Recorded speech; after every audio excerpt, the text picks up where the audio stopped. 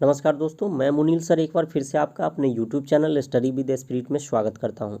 दोस्तों, इस वीडियो में हम लोग आज क्लास 10th के साइंस का टॉप 20 क्वेश्चन को देखने वाले हैं, जो कि एग्ज़ाम के व्यू से काफ़ी इम्पोर्टेंट है और हर साल लगभग पूछा जाता रहा है। वो सब क्वेश्चन का इसमें समावेश किया गया है। तो चलिए आइए वीडियो को शुरू करते हैं। वीडियो को शुरू करने से पहले आपसे एक रिक्वेस्ट है कि अगर आपने अभी तक इस चैनल को सब्सक्राइब नहीं किया है तो प्लीज़ चैनल को सब्सक्राइब कर ले और बेल आइकन को दबा दे। बेल आइकन को दबाने से क्या होगा कि जब भी इस पर कोई नया वीडियो अपलोड होगा इस चैनल पर, आपको नोटिफिकेशन जाएगा और आप उस वीडियो को देख लेंगे। तो चलिए देखते हैं आज का पहला क्वेश्चन।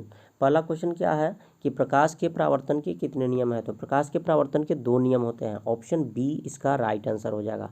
अगर यहाँ पर पूछ देता प्रकाश के अपवर्तन के कितने नियम होते हैं तो उसका भी आंसर 2 होगा। अपवर्तन के नियम भी 2 और परावर्तन के नियम भी 2 होते हैं, इसको याद रखेंगे। चलिए आगे देखते हैं। क्वेश्चन नंबर 2 में है, निम्नलिखित में से किस लेंस को अपसारी लेंस कहा जाता है। दोस्तों, अपसारी लेंस कहा जाता है अवतल लेंस को। तो ऑप्शन बी इसका राइट आंसर हो जाएगा। अगर यहाँ पर हमसे अभिसारी लेंस पूछ देता तो उसका राइट आंसर उत्तल लेंस होता, लेकिन यहाँ पर पूछा क्या है, अपसारी। तो याद रखेंगे कि अभिसारी लेंस उत्तल लेंस को कहा जाता है और अपसारी लेंस अवतल लेंस को कहा जाता है। नेक्स्ट क्वेश्चन है आपका क्वेश्चन नंबर 3। मानव नेत्र जिस भाग पर किसी वस्तु का प्रतिबिंब बनाता है उसे क्या कहते हैं। तो देखिए, प्रतिबिंब नेत्र के जिस भाग पर बनता है उसको कहते हैं दृष्टिपटल। अंग्रेजी में इसको रेटिना बोलते हैं। तो ऑप्शन ए इसका राइट आंसर हो जाएगा। अगला क्वेश्चन है, तारों का टिमटिमाना किस घटना पर आधारित है। तो देखिए, तारे जो टिमटिमाते हैं वो प्रकाश के अपवर्तन के कारण टिमटिमाते हैं। तो इसका राइट आंसर हो जाएगा आपका ऑप्शन बी, प्रकाश का अपवर्तन। अब थोड़ा सा इसको समझ लेते हैं कि परावर्तन क्या है, अपवर्तन क्या है। तो देखिए, प्रकाश का परावर्तन क्या होता है। जब प्रकाश की किरण किसी माध्यम से टकरा करके वापस लौट जाए तो उसको प्रकाश का परावर्तन कहते हैं। और अपवर्तन क्या होता है, तो जब प्रकाश की किरणें एक पारदर्शी माध्यम से दूसरे पारदर्शी माध्यम में प्रवेश करती है तो वह अपने पथ से कुछ विचलित हो जाती है और इसी को हम कहते हैं प्रकाश का अपवर्तन। और ये प्रकाश का प्रकीर्णन क्या है, तो जब भी प्रकाश किसी कण पर पड़ता है तो वहाँ से चारों दिशा में वो छितरा दिया जाता है। इसी छितराने की क्रिया को हम कहते हैं प्रकाश का प्रकीर्णन। और ये विक्षेपण क्या है, तो सूर्य का श्वेत प्रकाश जब किसी प्रिज्म से गुजरता है तो 7 रंगों में विभक्त हो जाता है। इसी घटना को हम प्रकाश का वर्ण विक्षेपण कहते हैं। तो यहाँ पर हम लोग चारों को देख लिए, प्रकाश का परावर्तन, अपवर्तन, प्रकीर्णन और प्रकाश का वर्ण विक्षेपण। चलिए नेक्स्ट क्वेश्चन देखते हैं। अगला क्वेश्चन है क्वेश्चन नंबर 5। निम्नलिखित में कौन विद्युत शक्ति का एसआई मात्रक है। तो देखिए, विद्युत शक्ति का एसआई मात्रक होता है वाट। तो ऑप्शन ए इसका राइट आंसर हो जाएगा। एम्पियर किसका होता है, तो विद्युत धारा का होता है। ओम किसका होता है, तो प्रतिरोध का होता है। वोल्ट किसका होता है, तो वोल्ट होता है आपका विद्युत विभवांतर का। चलिए अगला देखेंगे। क्वेश्चन नंबर 5 है, विद्युत धारा के चुंबकीय प्रभाव की खोज किसने की थी। तो विद्युत धारा के चुंबकीय प्रभाव की खोज की थी ऑर्स्टेड ने। नेक्स्ट क्वेश्चन है आपका क्वेश्चन नंबर 6। क्वेश्चन नंबर 6 में पूछा है, जल का पीएच मान कितना होता है। जल का पीएच मान पूछेगा या शुद्ध जल का पीएच मान पूछेगा।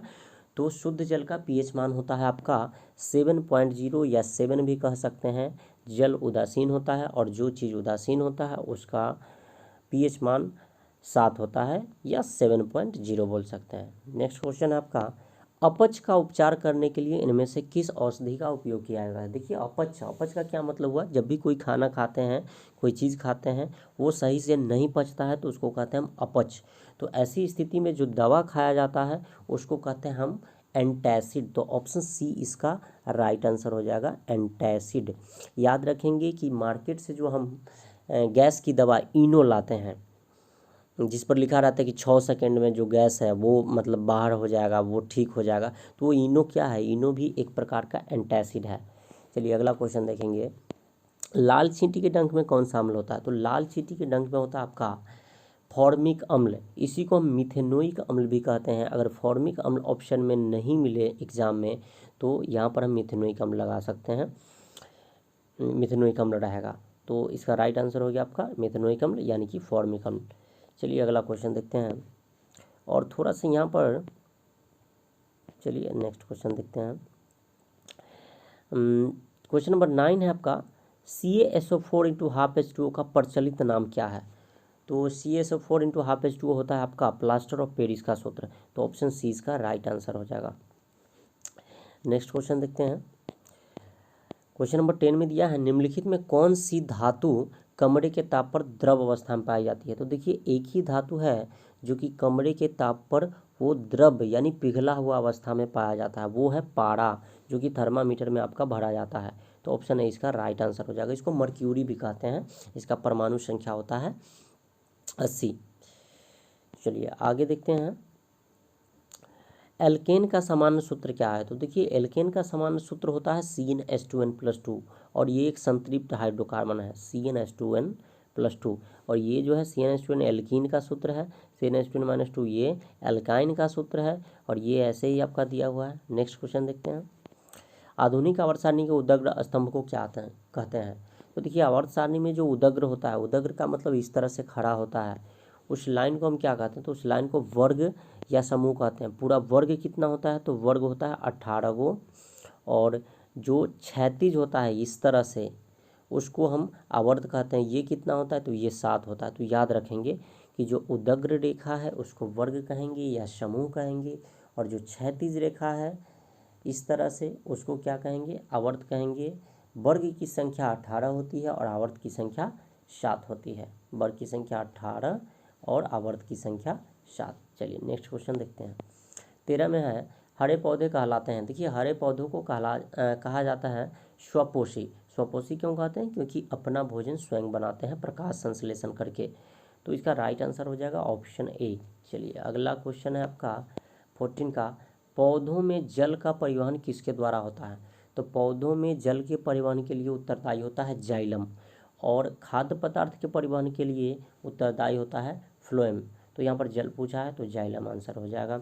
नेक्स्ट क्वेश्चन आपका 15 का, इनमें से कौन फल पकाने में प्रयुक्त होता है। तो देखिए फल को पकाने के लिए, कृत्रिम रूप से फल को पकाने के लिए हम प्रयोग करते हैं एथिलीन का। यहाँ पर थोड़ा सा टाइपिंग में गलत हो गया है, एथिलीन लिखाना चाहिए यहाँ पर, या इसी को हम एसिटिलीन भी कह सकते हैं। तो कृत्रिम रूप से फल को पकाने के लिए किसका प्रयोग करते हैं, तो एथिलीन गैस का प्रयोग करते हैं। आम को पकाने के लिए आपने देखा होगा कि कार्बाइड का यूज किया जाता है, तो कार्बाइड में भी आपका यही गैस निकलता है एसिटिलीन, याद रखेंगे। क्वेश्चन नंबर 16 में बोला आपका, इंसुलिन की कमी से कौन सा रोग होता है। इंसुलिन की कमी से आपका होता है मधुमेह, जिसको हम चीनी या डायबिटीज भी कहते हैं। घेगा जो है आयोडीन की कमी से होता है। रतौंधी जो है वो विटामिन ए की कमी से होता है। एड्स आपको पता होगा, ये असुरक्षित यौन संबंध से या दूषित निडल से, या कोई HIV पॉजिटिव माँ है उसका बच्चा होता है तो उसको होने का संभावना रहता है। तो ये आप जानते होंगे। तो चलिए यहाँ पर राइट आंसर क्या हो गया, मधुमेह, यानी इंसुलिन की कमी से क्या होता है, मधुमेह रोग होता है। चलिए अगला है 17 का, अनुवांशिकता के पिता कौन कहे जाते हैं। तो अनुवांशिकता के पिता कहा जाता है ग्रेगर जॉन मेंडल को। तो ऑप्शन है इसका राइट आंसर हो जाएगा। क्वेश्चन नंबर 18 देखिए, 18 में दिया है, ओरिजिन ऑफ स्पेसीज नामक पुस्तक किसने लिखी है। तो ओरिजिन ऑफ स्पेसीज नामक पुस्तक जो है वो चार्ल्स डार्विन का लिखा हुआ है, यानी ऑप्शन बी इसका राइट आंसर हो जाएगा। क्वेश्चन नंबर 19 में पूछा है, सरल सूक्ष्मदर्शी में किसका उपयोग होता है। तो देखिए सरल सूक्ष्मदर्शी में उपयोग किया जाता है उत्तल लेंस का, इसलिए आपका राइट आंसर हो जाएगा इसका ऑप्शन ऑप्शन बी नहीं होगा, ऑप्शन डी में उत्तल लेंस है, तो ऑप्शन डी इसका राइट आंसर हो जाएगा। गाड़ी के साइड मिरर, क्वेश्चन नंबर 20 देखेंगे, गाड़ी के साइड मिरर में कौन सा दर्पण उपयोग किया जाता है।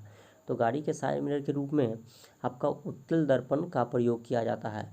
कारण क्या है, तो उत्तल दर्पण जो है उसका दृष्टि क्षेत्र काफ़ी बड़ा होता है, उसमें वस्तु से छोटा प्रतिबिंब बनता है, सीधा प्रतिबिंब बनता है, इसलिए गाड़ी की साइड मिरर या उसको पश्च दृश्य दर्पण कहिए, उसके रूप में उत्तल दर्पण का प्रयोग किया जाता है।